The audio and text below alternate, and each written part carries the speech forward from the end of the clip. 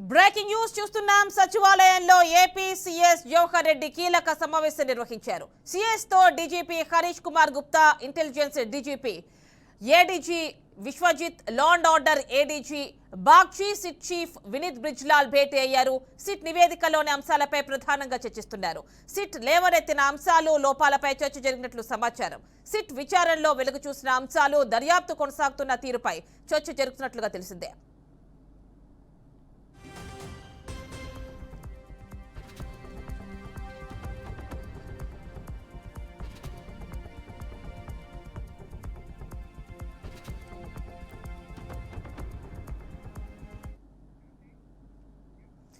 ఇక మరిన్ని డీటెయిల్స్ ఈ అంశానికి సంబంధించి మా కరెస్పాండెంట్ శ్రీనివాస్ అందిస్తారు. శ్రీనివాస్, చెప్పండి. సిట్ లో అంటే సిట్ నివేదికకి సంబంధించి భేటీ జరుగుతున్నట్టుగా తెలుస్తోంది. ఇటు సిఎస్ కావచ్చు అండ్ ఇంకా బ్రిజ్లాల్ కావచ్చు అండ్ ఇటు చూస్తే డీసీపీ కావచ్చు, మొత్తం అందరూ కూడా కలిసి దీనికి సంబంధించి భేటీ అయినట్టు తెలుస్తోంది. డీటెయిల్స్ ఇవ్వండి.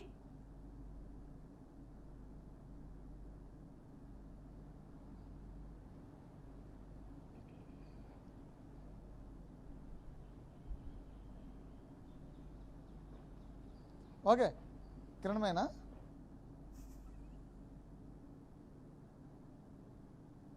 మొత్తం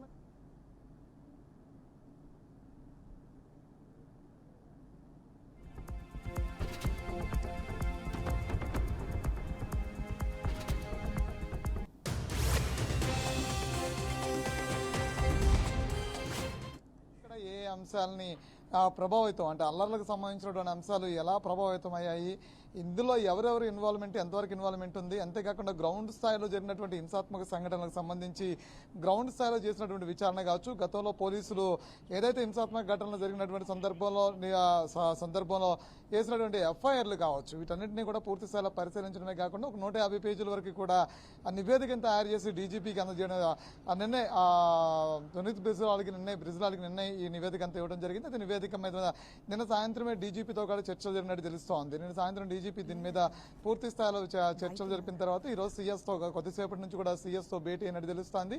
అయితే ఇప్పటి వరకు కూడా రాష్ట్రంలో జరిగినటువంటి హింసకు సంబంధించినటువంటి కీలక అంశాలు, ఎలాంటి అంశాలు జరిగాయి, ఈ అంశాలకు ప్రధాన కారణాలు ఏంటి అనే అంశం మీదే నిన్నటి నుంచి కూడా అంటే సిట్ సహకరించినటువంటి విచారణ ఏదైతుందో విచారణ సీఎస్తో భేటీ అయినటువంటి పరిస్థితి ఉంది. అయితే ఇందులో ప్రధాన అంశాలు మాత్రం ఈ అంశాల మీద చర్చించేటువంటి పరిస్థితి ఉంది. అంటే ప్రధానంగా రాష్ట్రంలో జరిగినటువంటి ఏ ప్రాంతాల్లో అల్లర్లు జరిగినాయో ఆ ప్రాంతంలో ఏ కారణాల చేత అల్లర్లకి చోటు చేసుకున్నదనే అంశాన్ని, అంతేకాకుండా మొదటి నుంచి కూడా జరిగినటువంటి విచారణ అంతా కూడా పోలీసులు చేపట్టినటువంటి ఎఫ్ఐఆర్లు ఏవైతే ఉన్నాయో అప్పుడు పోలీసులు వేసినటువంటి ఎఫ్ఐఆర్లో ఏ అంశాలని ఎఫ్ఐఆర్లో నమోదు చేశారు, తర్వాత సిట్ ఏ అంశాల మీద విచారణ చేసిందనేటటువంటి విషయాన్ని మరొకసారి ఇందులో కీలకమైనటువంటి అంశం ప్రధానంగా మనం చూసినట్లయితే పార్టీలు ఏదైతే ఇటు టీడీపీ కావచ్చు, వైసీపీ కావచ్చు, పార్టీలు ఇరుపక్షాలు ఎన్డీఏ నుంచి కూటమి తరపు నుంచి టీడీపీ నేతలు ఫిర్యాదులు చేస్తున్నటువంటి పరిస్థితి, మరో పక్క నుంచి వైసీపీ నుంచి నేతలు ఫిర్యాదులు చేస్తున్నటువంటి నేతల ఫిర్యాదులను కూడా తీసుకున్న తర్వాత ఈ ఫిర్యాదుల మీద ఎలా ముందుకెళ్లాల్సిన పరిస్థితి ఉంది. అంటే లోకల్గా జరిగినటువంటి అంటే అభ్యర్థులు